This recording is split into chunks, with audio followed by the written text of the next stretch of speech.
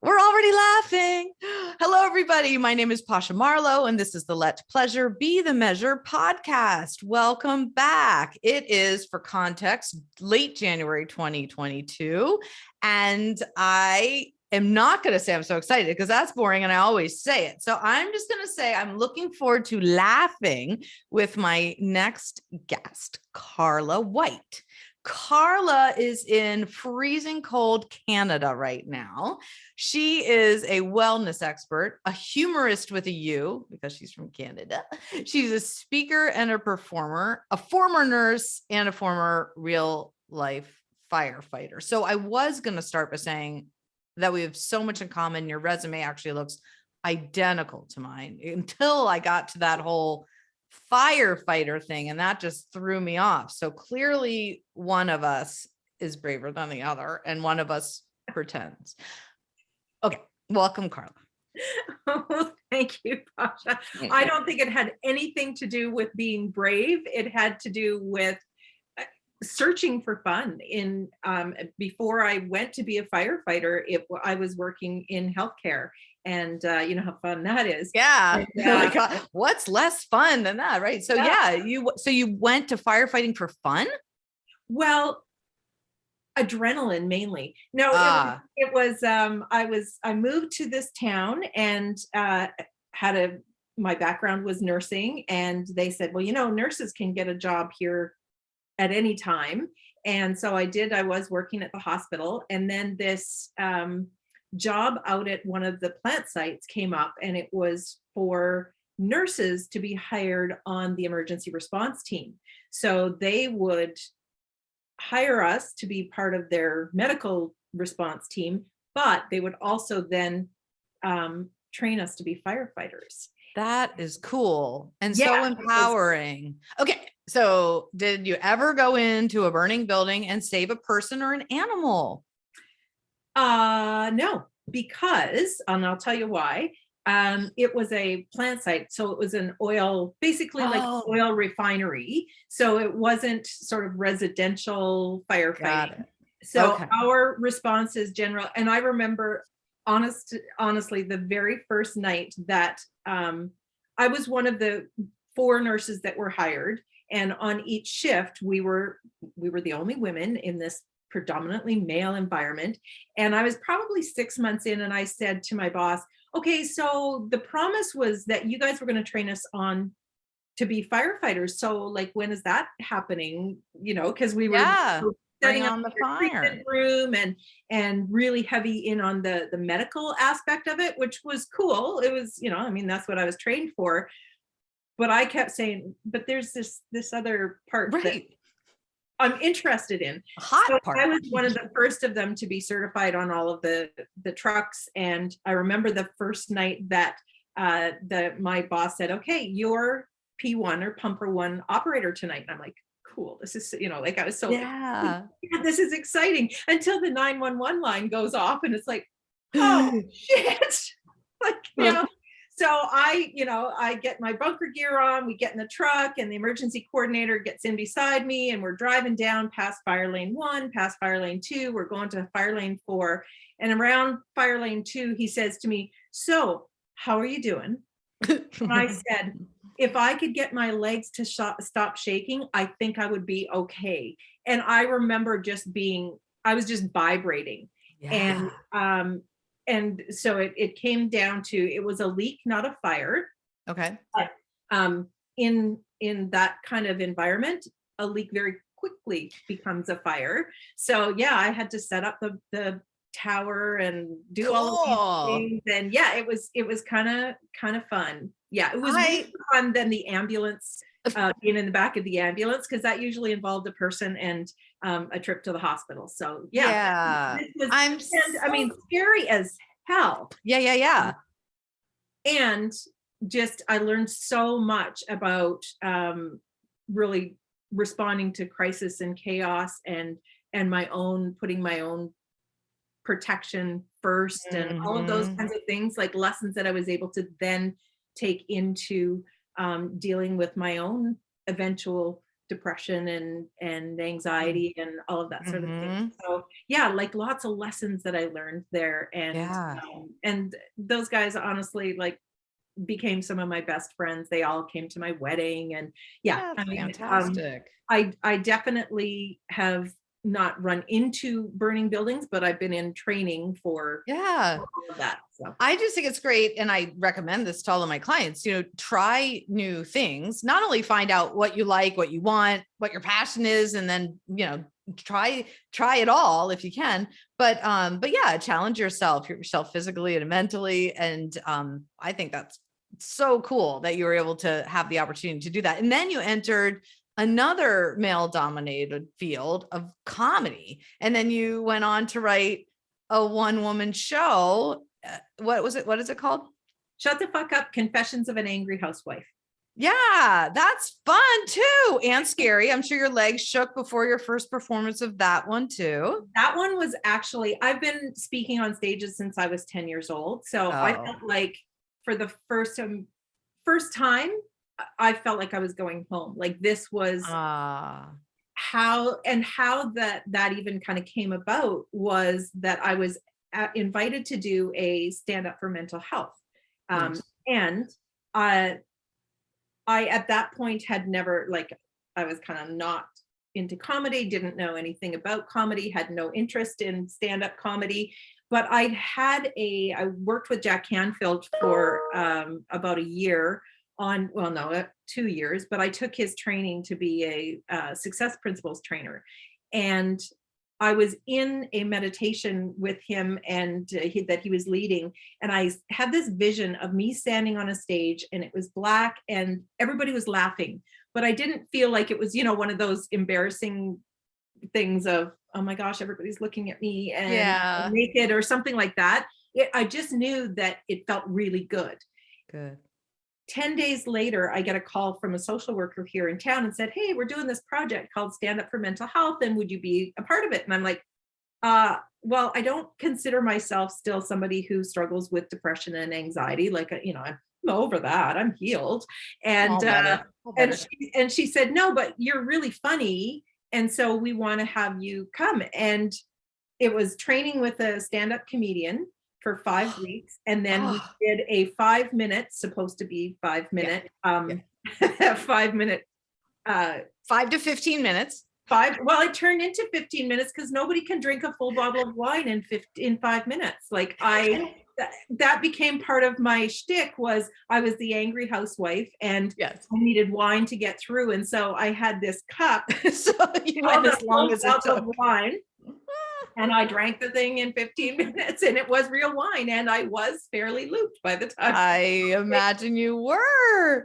But that was kind of the entrance into Yes. like where I sort of it opened up that whole piece of using humor Yes. to help heal. And Yes. sort of I brought it all together.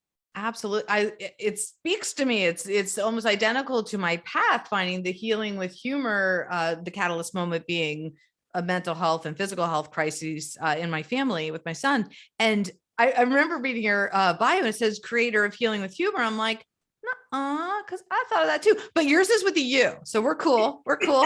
We can both say that. But then you went on to say that I'm like, oh my gosh, we use it. We find the funny and healing with humor and healing. And then you said healing from your traumedies. And that's what I called my show or in my work traumedy. And then this really got to me. You said laugh until tears run down your legs.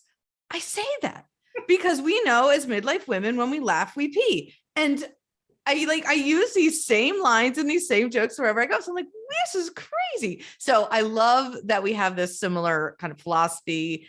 I love that you had a catalyst moment of a mental health crises similar.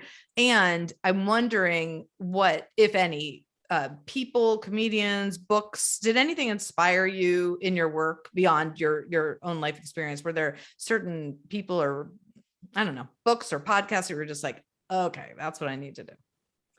Actually, it was the Stand Up for Mental Health involvement. Because I was very much on the path of corporate training and being very serious and dealing with people's stress and crisis and chaos. And meanwhile, going through my own kind of crisis of being labeled as depressed and anxious. And after doing the Stand Up for Mental Health, I sent it down to Jack Canfield's, actually to his president, and because she also has a sense of humor like us. And I said, hey, I just did this little thing.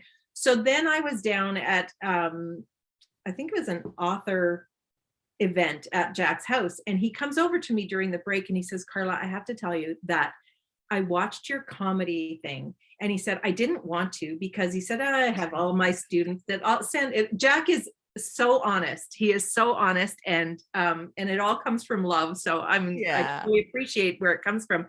And he said, I get all kinds of my students sending me things and, and stuff. And he says, and I always kind of knew that you were funny, but I didn't realize that you're hilarious. Oh. And then I did an interview with him, and he brought it up, and he goes, so you're a comedian. Tell us a joke. And I actually bristled, because in that moment I hadn't owned that. Yes. Role of, I haven't paid my dues. I'm not getting paid to be a comedian, all of this, all of the stories that go through. But then I said, yes. And he said, I actually want to encourage you to follow that path. Nice. And it was like, wow. Okay. So here's like one of my main mentors in life encouraging me to follow a passion that I didn't know that I really, I put aside. I mean, I was the Miss Higgins class clown. I did all of that in school, got to the principal's office more than once for not, for fooling around and talking too much and just being me. Yes. So there was a lot of things in my life that had led me to this path where there wasn't much funny going on, and there wasn't much joy, and there was a lot of seriousness. And in the book, I talk about a 10-day silent meditation retreat. Well, actually, that's the backdrop, is the 10-day silent meditation retreat. And it was in that, I think, day 3 maybe, where I had this realization that, oh my gosh, what I'm missing in my life, or what I want more of, is fun. And so it's like all of these pieces start to come together into, then I had a coaching client say to me, like you said, you wanted to do a one-woman show. When are you doing that?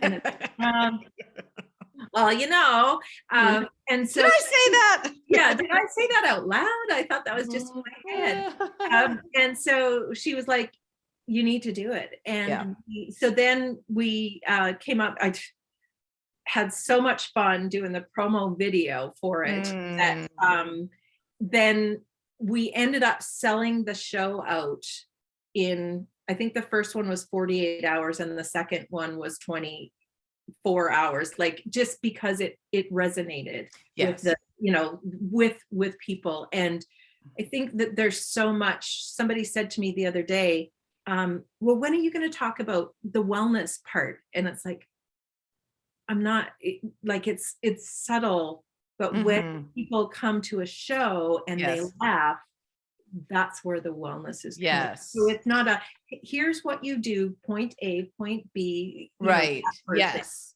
That comedy brings us together in so many ways, not just through the laughter, but in the resonance and the message, and how people just feel a sense of belonging when we're all laughing at the same thing. I love that part of it.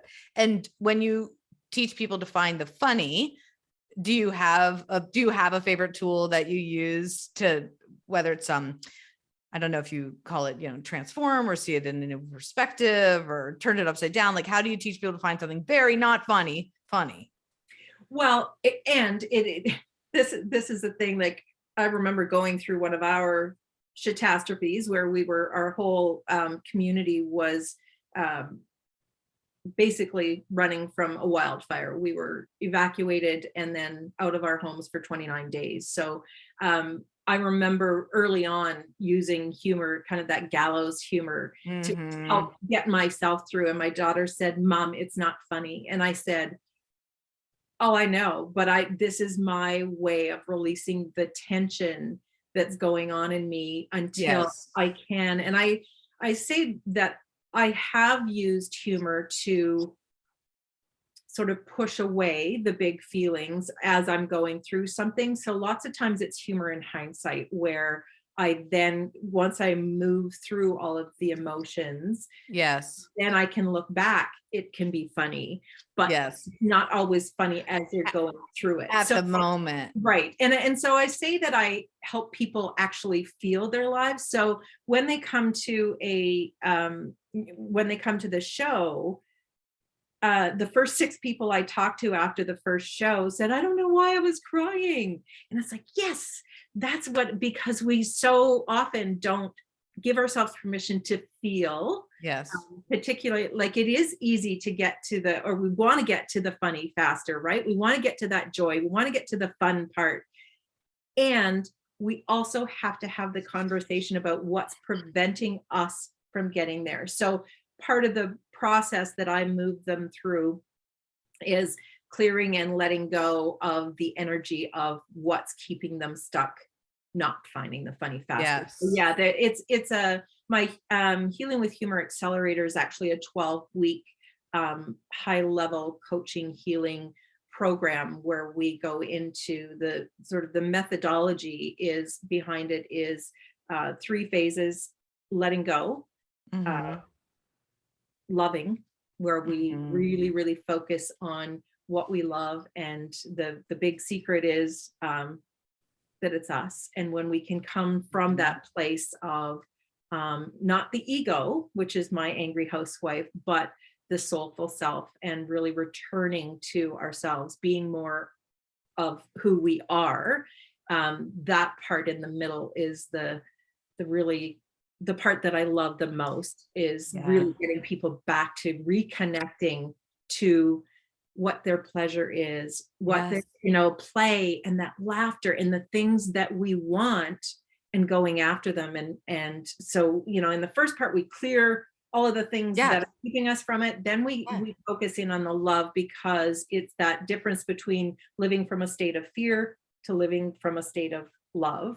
And then the last part is kind of when we do the laughter part. And so, I mean, there is humor throughout. Yes. Just by the nature of, just show up to a call with me and guaranteed Somebody's going to laugh. Yeah, because it's how I show up now, Right. Way more easily than I once did. We have such a similar process. My Roar with Laughter program, which was 8 weeks, I went ROAR acronym. I know you love acronyms. Yes.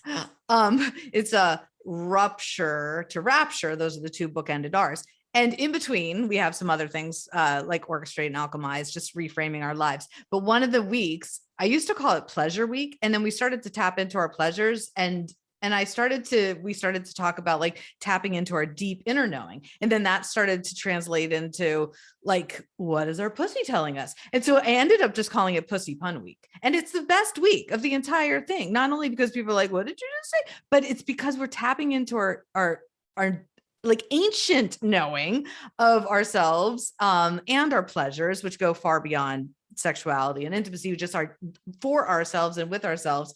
And that's my favorite week. Yeah.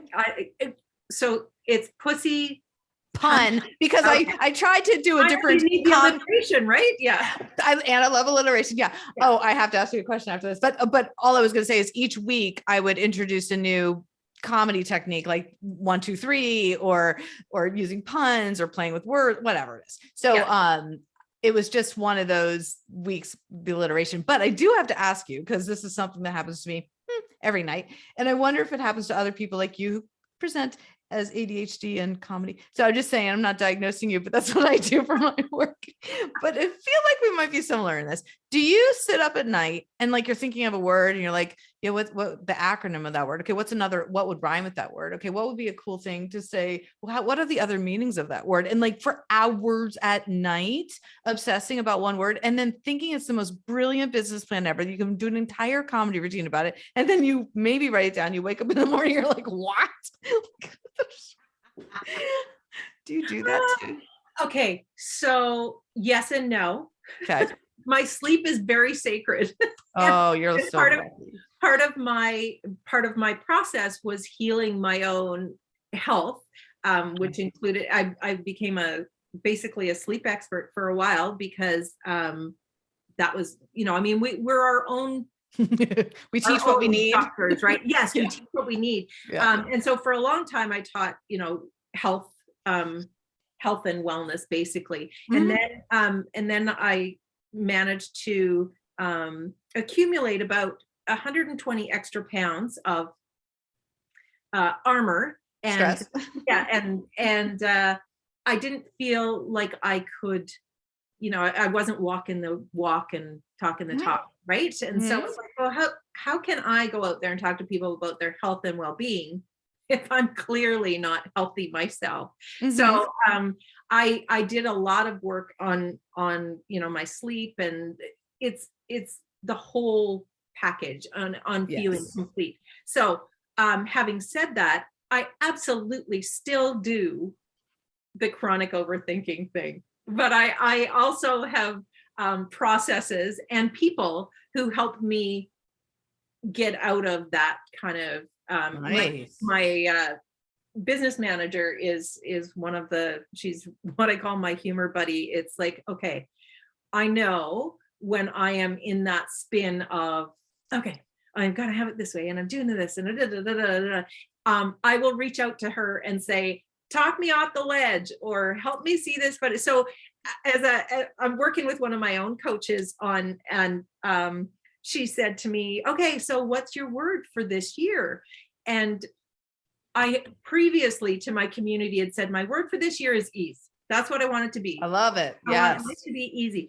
Yes. So then as we're going through this, I see on her list of suggested words, it's ease is not on there anywhere, because she's a business success. She's serious. Yes. And it's like, okay, flow is another word for me. Okay, so flow is going to be my word. So that's going to be the word. Not on there.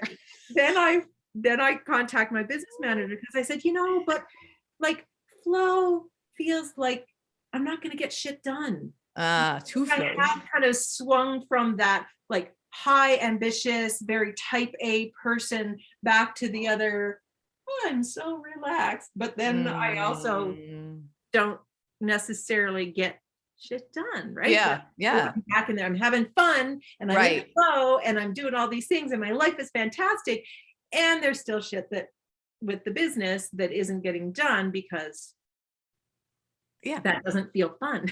Yeah, right. I need a word that encapsulates, like I said, focus, and she goes, well, what about efficiency? And I said, efficiency? And she goes, yeah, let's just drop the E off of efficiency, because you like F words, and you don't need all those letters, so you're more efficient. So just efficient. So then it was like, oh yeah, okay, so my word for, so it's like this whole that's great thing that has become the like for one word. And I also have I love to make up new words. Catastrophe, and I mean, I don't necessarily make them up. I see them somewhere, or that's right, because I might have seen traumedy somewhere, but when I thought of it, I thought it was a genius, and I was gonna like copyright it and get a website called Traumedy, and then I couldn't find anything much about it online, but then there is something for filmmakers where they call things traumedy. Yes, and that's the thing, is that even with the it's funny what you say about trademarking and how we have the creator.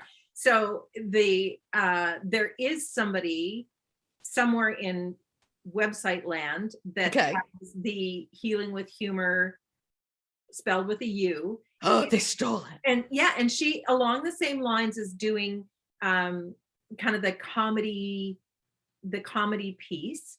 And so is this Hilarity in Canada? Yes. Lizzie Allen. Yeah, she is in Australia though, isn't she? Oh, the woman I'm thinking of is Lizzie Allen, who does Hilarity in Canada, who also has used the term healing with humor. She does brilliant work around mental health. That was her catalyst moment too. So maybe there's somebody in Australia too.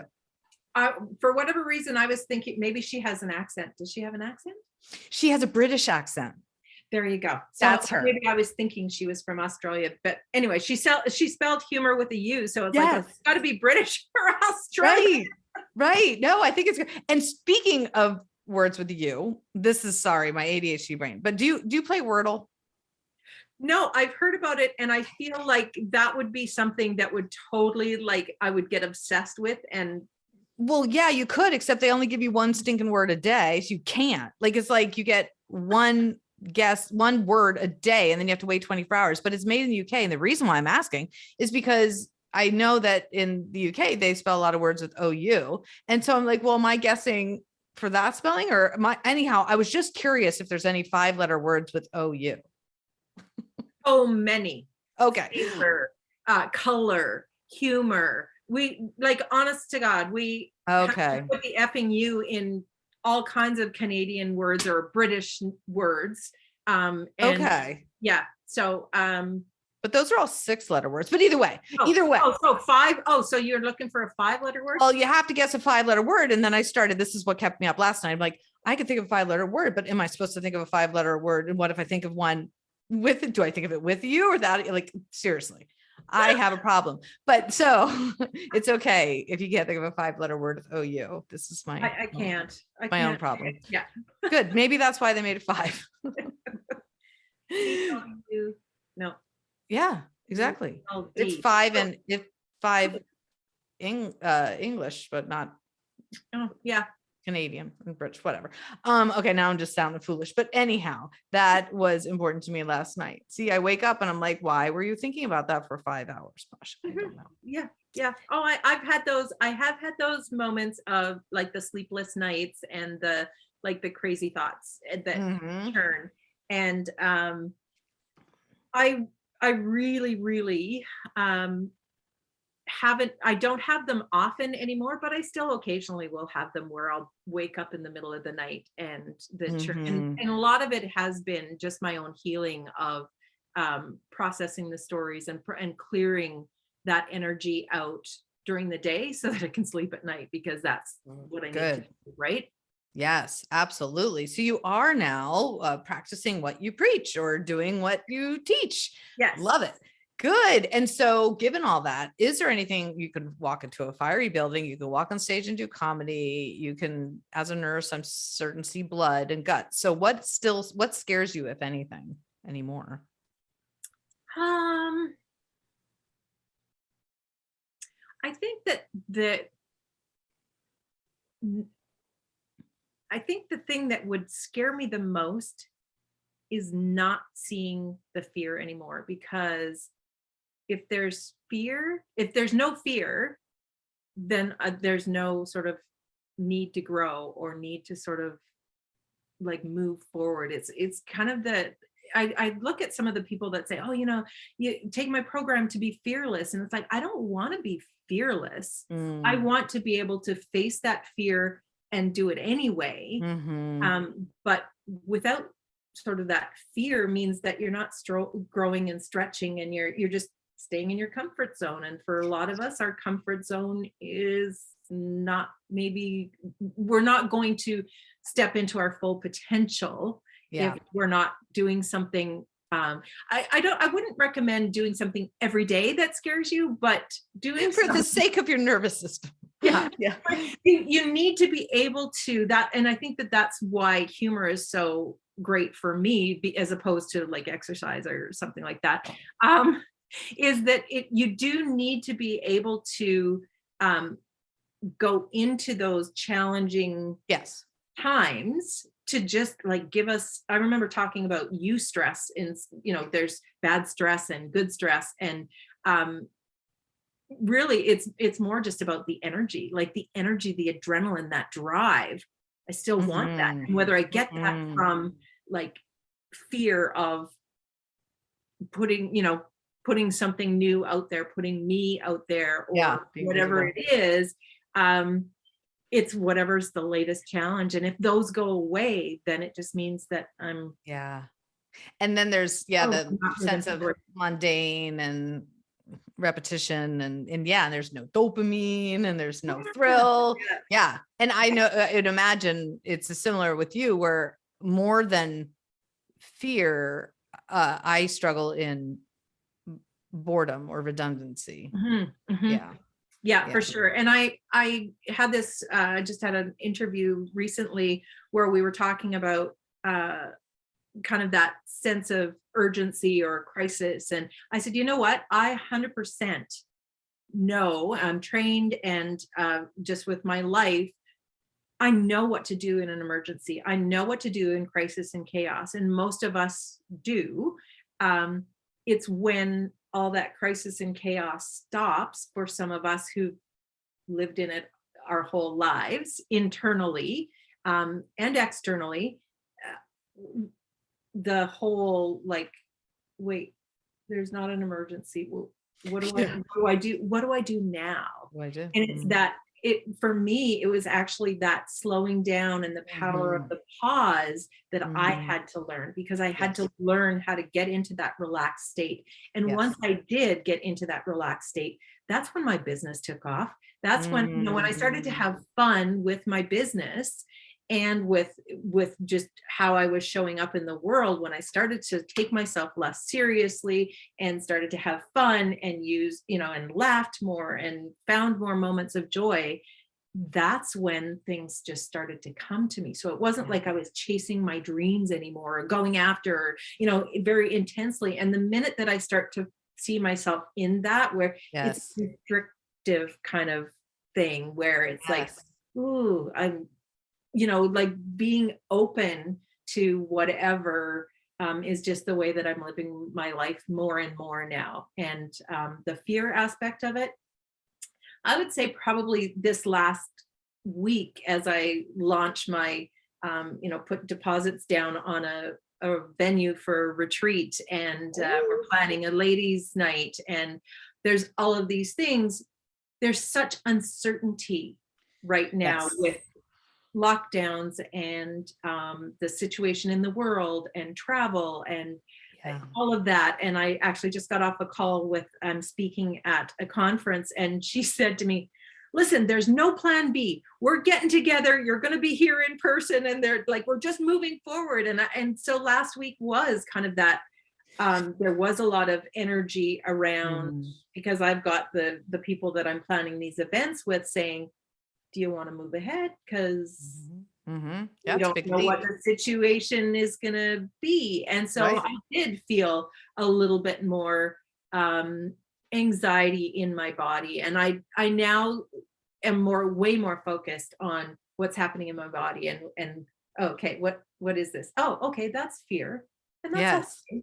And just giving myself the time and space to actually like feel that fear, know what it is, give myself little pep talks, talk about, and usually have a dance party or do something to shift my state out of the fear. But I always talk about the ABCs, really allowing that fear to come up. And I used to teach people that, oh, you just shift it, it.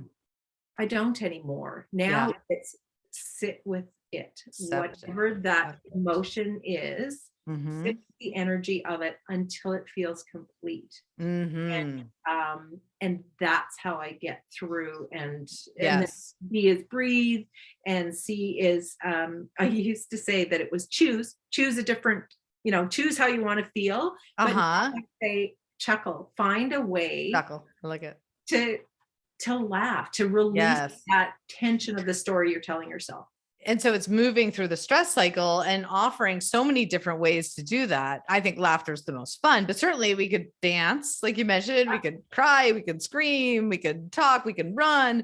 I think it's really important for people to know they can move through those difficult emotions, honor them, feel them, and then with intention, move through them, and then feel that they're at that moment complete, and then dance in joy too, but maybe dancing grief or rage first.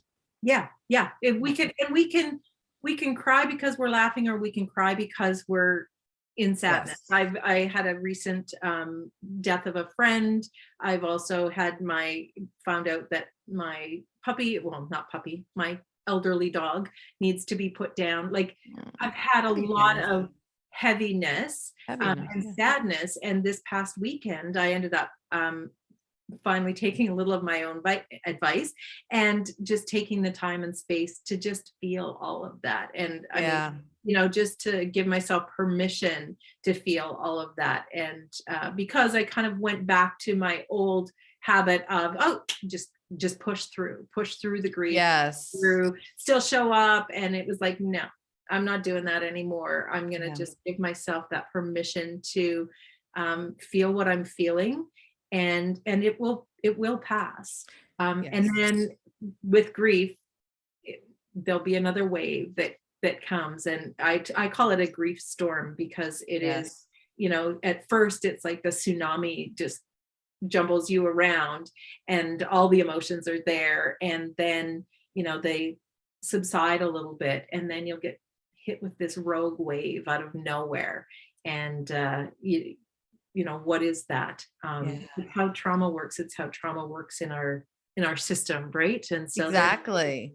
all of this. All of it. The formula, it's the only math I do. The formula I use is the trauma plus time equals comedy. And it's so different for everybody, because the time in between might be years until you see the funny in a trauma, but I think it's also possible to almost rewire our brains. Thank goodness for the neuroplasticity. So my catalyst moment was my youngest son getting very ill. And so I would be like, okay, trauma plus time equals comedy. Well, I don't want to wait years to find the comedy in the laughter in his illness. So we would go to the hospitals in the visits, and we would say, like, could they make the artwork any less depressing? Or like, could they make this medicine taste more? How could they make this medicine taste more disgusting? What could they put in your medicine right now that would be even more disgusting? And he was little at the time, he's 11, and it worked because it gave him a different perspective, a different angle. Right. And we would laugh during very painful procedures even. And so, yeah, I think there's times where I want to give myself more time to settle into it. And then I want to sometimes like honor the pain, honor the trauma of the moment, and know, oh, okay, this someday is going to be funny. And then it's kind of weird, but I start to think of it even in the moment, like, how can I transform this? Not while moving through it, how can I also hold space for the fact that it's possible that someday I can see this moment through humor? Right. Yeah. And that is, I think that's a brilliant way of doing it, is that no, we aren't saying, just laugh it off, because it doesn't. I love that traumedy plus time. That You is could steal it. You could say it was yours if you use a you. and it's the whole idea of there are times when, like, it isn't funny. You're going through the shitastrophe, and you're having I call it the meltdown and move through. That you need to have that meltdown. Absolutely.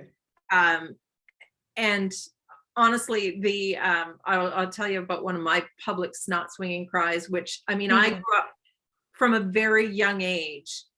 My brother was killed when I was 13 years old. He was 14. And I remember watching my parents be very they never sort of cried in public or in front of us, or like the grieving process was so different back then.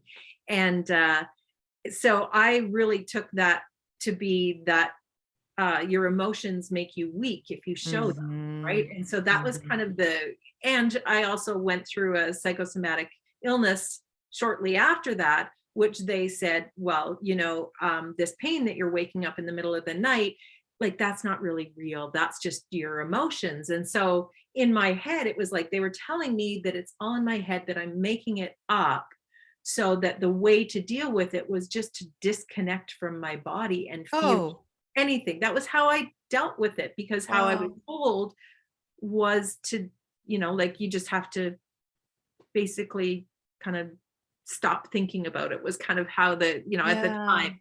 And so I spent years and years and years not feeling my feelings or stuffing them down, which, I used food. That was my drug of choice. Um, and eventually got to a place where, okay, this isn't working anymore. But it is Yeah. that, I don't know where I was going with the whole story, but And I forgot what I asked. So between the two of us, well, there we go. but no, it was poignant. Yeah. And that you were talking about your brother, and you were talking about the fact that you weren't allowed to grieve and express. And so allowing yourself now the permission to, and then encouraging and empowering other people to have the permission to feel all the feelings. Yeah. It's such And finding kind of that, so there's no humor in that, right? There's no humor. And with time, I've been able to see some of the humorous parts of it and aspects of it. Not so much the, that experience, but the good that came out of it. The good. And it seems strange, but it's the good that came out of it was seeing, first off, our family learned how to express our emotions eventually. Like there's way more stories about, I'm sure. We almost had, well, in 2014, my 14-year-old niece was killed in a Christmas, an accident just before Christmas. So we once again were in a grief storm, trauma, which was 30 years later. And we knew more about how to do it in a much healthier way. So the healing aspect of it was much. And honestly, we had a moment around her bedside where we were laughing. My son said to me, he says, I went out for 1 minute and I came back and then I was laughing. And I said, I don't even remember what we were laughing about. But it was, Cassidy was so joyful. And in that moment, we needed kind of that release of tension. I don't remember what it was, but I think sometimes we have this idea that we can't be sad and feel joy at the same time. Yeah. And in those moments, we can, as human beings, we can feel multiple things at one time, and most times we are feeling all of that. And it doesn't mean that, oh, I can't laugh when I'm devastated with grief. It means just that there's a moment, or there's something that we can hold on to in that moment that helps our systems like get through the actual moment.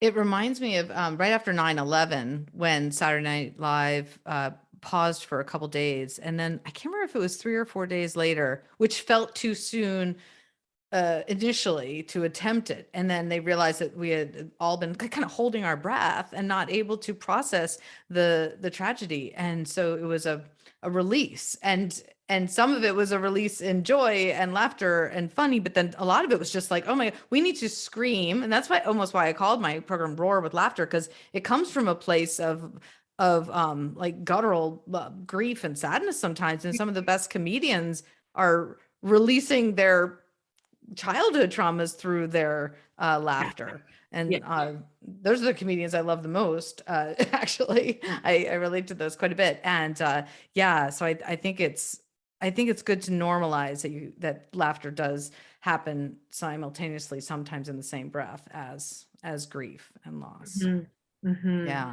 Yeah.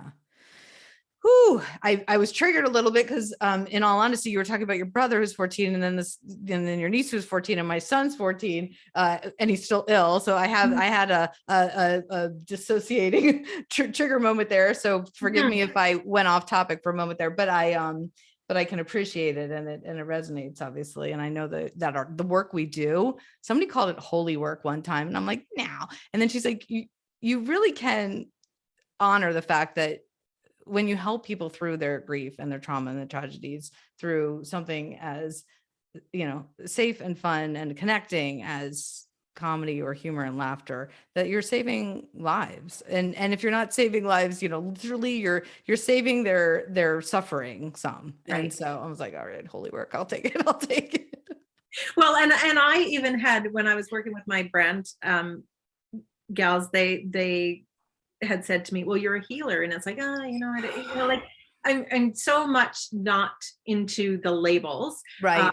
And because words have such power. Yes. And I think we were talking before, maybe, I don't know whether we were recording or not, but for the longest time, I was, when I wrote my book, it was like, oh, I don't want to call it Reignite Your Soul, because I don't want someone, so soulful and, okay, and religious. And so I changed it to Reignite Your Spark, which is more me anyway, because it is that, it's the effervescence of energy. Yeah. But it is that energy piece that, we are healing through humor and through, we are healers in that we've healed ourselves and those darkest moments, and we're helping other people to do that. So that's why I absolutely, when our mutual friend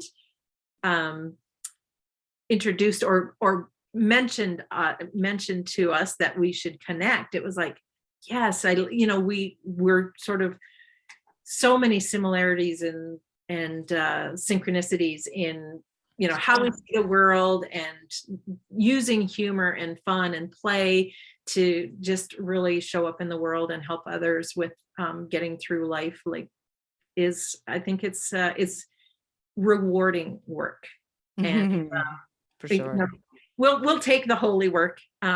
Take it. I'll take it. Yes, but it is absolutely rewarding. And there's times where I don't feel like I'm in the right space or energy to do the work. It's interesting that sometimes I step away from it, even though I believe in it, because I don't feel like I'm fully embracing it. And then I always come back to it. But it's interesting to witness myself sometimes out of just exhaustion or burnout, or recently with the pandemic, perhaps just the redundancy of it, that it's hard to sometimes keep the spark alive in me to allow myself to spark others. So I've welcomed this, and I'm so happy that we have this conversation, because when I talk to people like you, it reminds me of the power of the work, and then it reignites my spark. So thank you. Wonderful. Thany you. Happy. Okay. Happy. Yes. Now you said on Instagram, I don't know, like an hour ago, that you said that you might give a bio, or you might do an interpretive dance. So I pulled out my 30-second dance party button, random song you won't know that we must dance to to sign off. All right. Okay. 30-second dance party.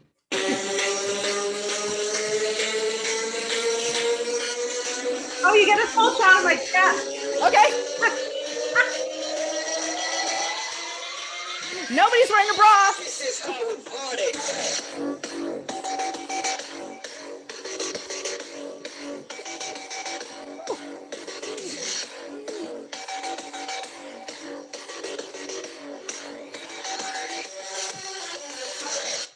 30 seconds. Woo. Okay. There you go. There. Talk about an energizer. Right. I was going to do it right at the beginning. Be like, what you have to? But anyhow, we always can end in laughter, no matter what. So thank you, Carla. Where could people find you, reach you, all the things, if they want to work with you or read your book or watch your show? My book, Reignite Your Spark, is available on Amazon, and I'm on Instagram and Facebook as Laugh with Carla. Nice. At Laugh with Carla.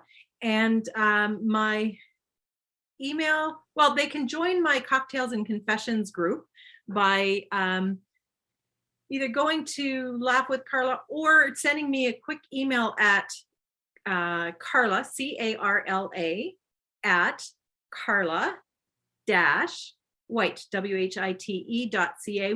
We could probably put a... Yeah, I'm going to put all that in the notes. I mean, if somebody's able to memorize more than 2 things at once, like I'm not, you might be able to know what you just said, but otherwise all of the normal people out there who can't will read the show notes, and I will post all that in there, and all the links and all the things so you can find Carla. Yay. And if anybody out there feels like this podcast episode would serve somebody well, somebody who might need a laugh, or somebody who maybe needs to move through some heavy emotions, healing with humor, finding the funny is one way out. So maybe share it.